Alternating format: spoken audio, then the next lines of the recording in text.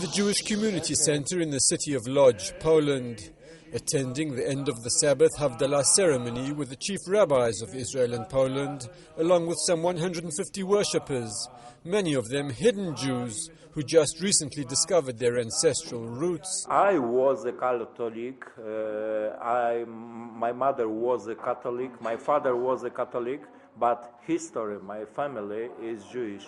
Christopher Drapczynski, today an Orthodox Jew, had no idea of his family's past until one fateful day in New York, where he spent 2 years working as a migrant laborer. Make it a synagogue and hotel for Rabbi Tannenbaum, and he asked me, what's your family, what's your history in Poland? And I say him my second name, and he find it. He say me, you are Jewish. And we, why? Well, first information for me be not nice, you know. But after that, I am looking for a paper. I am looking for a history. I am make it a person, you know, my history, and I know, yeah, he right. Before the Holocaust, there were 3.5 million Jews living in Poland. Today, there are 4,000 registered members of the community. But local Jewish officials believe there may be 10 times that number if all the hidden Jews are taken into account. Their families underwent terrible suffering, first during the war period and then subsequently under the communist regime.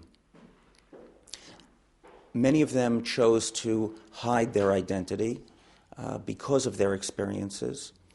Others were simply raised without the knowledge that they were Jewish. Eva Patsut heard that she was Jewish from her mother's adoptive Christian parents.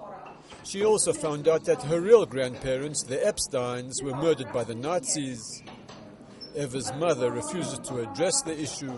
The story changed not only my life, but my son too, my sons too, because when I started to know that I am Jewish, I have to tell them, and I have to find the way to tell them that they are Jewish. They are Jewish in Poland, what means that they are people like people second category, not the best. Michael Freund, founder of the Shavei Yisrael organization, believes it's vital to reach the hidden Jews as soon as possible. The greater range of possibilities now open to people means that the risk is greater that we will lose out on more of them. Our grandfathers didn't told our parents about the Jewish things because they were so afraid after the Shoah and staying here. And this is to the third generation, that the third generation is listening to these stories of the grandfathers because they know that they will die in a couple of months, years. And this is the last chance for them to share this experience. Now some of the elderly survivors saying, you know, maybe I can tell. And this started in 1989 with the collapse of communism. Maybe now I can tell. Maybe it's safe enough. And so over the past nearly 20 years, thousands and thousands and thousands of Poles have discovered that they really have Jewish roots. And what this Jewish community is about and what rabbinic work here is about is giving the chance for these 21st century Marranos, Anusim, to come back to the Jewish people. As part of its efforts to strengthen the Jewish community, Shavei Yisrael sponsored the re-establishment of the Rabbinical Association of Poland, which stopped functioning in the 1930s. People, leaders or religious leaders also, together with one group, it's bring more powerful, more influence.